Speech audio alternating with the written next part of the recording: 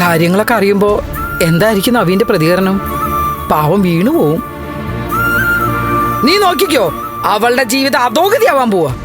അയ്യോ അമ്മ, അങ്ങനൊന്നും പറയല്ലേ. അവള് ചെയ്തു കൂട്ടുന്ന ദോഷങ്ങളുടെ ഫലമാ ദേവിക അനുഭവിക്കുന്നത്. നന്ദമോനെ വീട്ടില് കാണാനില്ലെന്നല്ലേ പറയുന്നത്?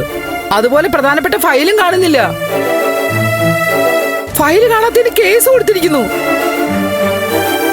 ഇതെല്ലാം ശാരികയുടെ പ്രവൃത്തി ദോഷം കൊണ്ട് മറ്റുള്ളവരെ ബാധിക്കുന്നതാ. ഇവൾ ഒരുത്തി കാരണം ദേവിയുടെ ജീവിതം താറുമാറാവാൻ പോകുന്നത്.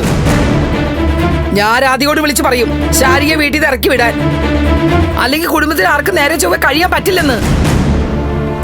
ശാരിക മറ്റൊരാളെ പ്രേമിച്ചതില് കുറ്റമൊന്നും കാണാൻ പറ്റില്ലമ്മേ. അവളത് സമയത്ത് പറയാത്തതിലേ ഉള്ളു വിഷമം. എല്ലാം തുറന്നു പറഞ്ഞിരുന്നെങ്കിൽ ഈ ബുദ്ധിമുട്ടുകളൊന്നും ഉണ്ടാവില്ലായിരുന്നു.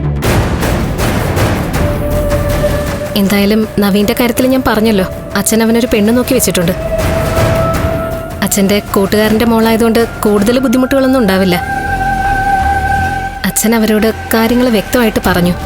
ഇങ്ങനെ കല്യാണം തീരുമാനിച്ചതാണെന്നും മാറിപ്പോയെന്നൊക്കെ. അവർക്കതൊന്നും പ്രശ്നമില്ല. ആർഭാടായിട്ട് കല്യാണം നടത്തണം, രാധികയെ നിർബന്ധമായിട്ട് കല്യാണത്തിന് വിളിക്കുകയും വേണം. അവളൊന്ന് കാണട്ടെ എത്ര വലിയ ഭാഗ്യ മോള് തട്ടിത്തെറിപ്പിച്ചതെന്ന്. എനിക്ക് പാവം ദേവികയുടെ കാര്യത്തിലാ വിഷമം.